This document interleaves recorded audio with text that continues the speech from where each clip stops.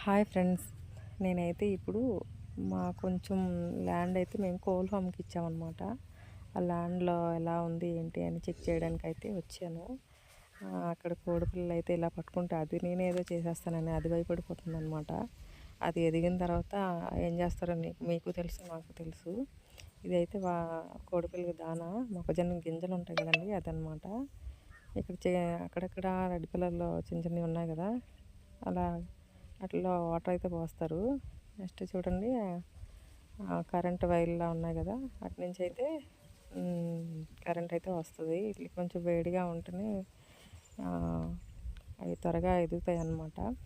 చూసారా, బుజ్జి బుజ్జి కోడిపిల్లలు. మనం ఒకటి రెండు పెంచుకుంటేనే ఇంట్లో ఎంత హ్యాపీగా ఫీల్ అవుతాం.